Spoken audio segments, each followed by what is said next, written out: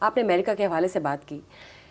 میرا ایک کنسرن ہے پاکستان امریکہ کے ریلیشن شپس جو چل رہے ہیں، جس طرح پروان چل رہے ہیں، وہ بہت بہترین ہے. مطلب وہ ان ایکسپیکٹڈ ہے. ہم ایکسپیکٹ نہیں کر سکتے کہ ہمیں اس طرح کی ایک پروٹوکول مل رہی ہے، اس طرح سے وہ ہمارے لیے ہاسپٹیلٹی جو ہے وہ شو کر رہا ہے، اور ہمارا جو ایک ماشاء اللہ ایک لیول اپ گریڈ ہو رہا ہے.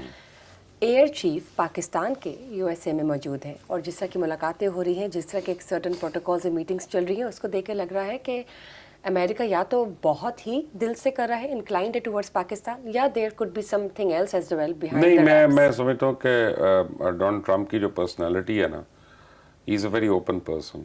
آئی mean he is what he is. بس ٹھیک you may like it, you may not like it, but he just says whatever he wants to Steadfast say. and rigid to the He's point. very clear. ٹھیک. And he's very straightforward.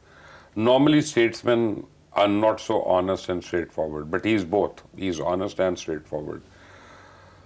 But he actually, I think, likes whatever Pakistan can deliver and whatever Pakistan has done. آپ یہ دیکھیں کہ جو بنیان المرصوص تھا ہمارا operation, جس میں ہم نے انڈیا کو مارا ہے ابھی الحمدللہ، اتنا ہم نے افیکٹولی ان کو کرپل کیا ملیٹریلی کہ پوری دنیا اٹھ کے بیٹھ گئی ہے کہ یار یہ ملک ہے جو $1 بلین کی ایڈ مانگ رہا تھا ہوتا ہے، اور $500 ملین سے ان کی اکانومی چل رہی ہے، اور اس نے 7 گنا بڑھے 4th largest economy of the world کو اس نے 5 گھنٹے میں سرنڈر کروا دیا.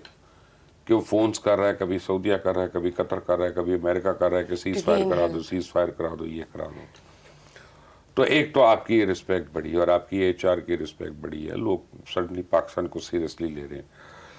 دوسرا، جو پاکستان نے جس طرح افغانستان کے اندر مینیور کیا ہے کہ اب طالبان نے ٹی ٹی پی کو کہہ دیا کہ پاکستان کے خلاف ہتھیار نہیں اٹھا سکتے اور تم یہ ہتھیار چھوڑ دو ورنہ پھر زبردست یقیناً. تو یہ پاکستان نے آفٹر آل مینج کیا، مینیور اور کیا. دیکھا پوری دنیا نے. تو پوری دنیا دیکھ رہی ہے کہ جہاں وہ 20 سال فیل ہوئے، $2 ٹریلین لگا کے فیل ہوئے، تو وہاں پاکستان نے یعنی اپنا لوہا منوایا.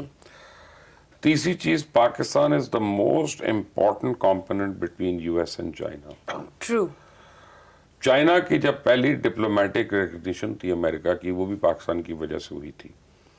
اس وقت ہینری کسنجر نے اپنی کتاب میں بھی لکھا سارا، and you know he thank Pakistan at that time.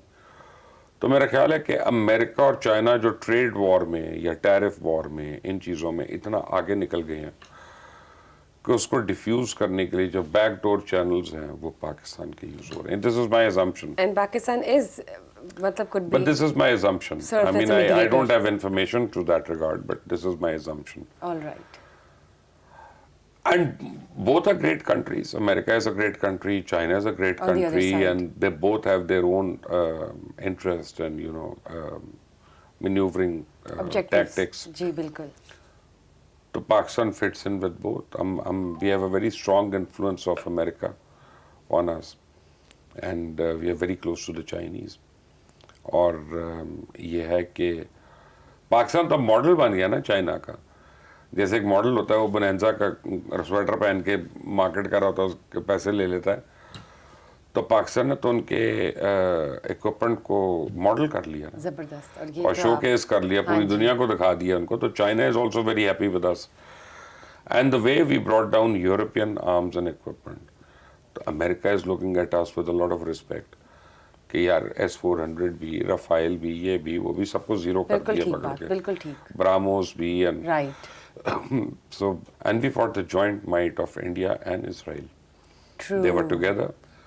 تو آپ جب کو کام کرتے ہیں، جب ارشد ندیم نے جیولن پھینک دی 93 پلس پہ، تو the world sat up and they took notice. Amazing, yes.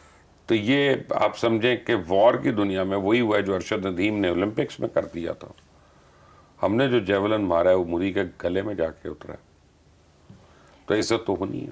اور انڈیا اور اسرائیل، مطلب اسرائیل سپورٹنگ انڈیا، دے بہت ٹف کوکیز. دیکھیں نا ان کی اسٹرینتھ کیا ہے. انڈیا کا کلیم ٹو فیم کیا ہے؟ ٹیکنالوجی.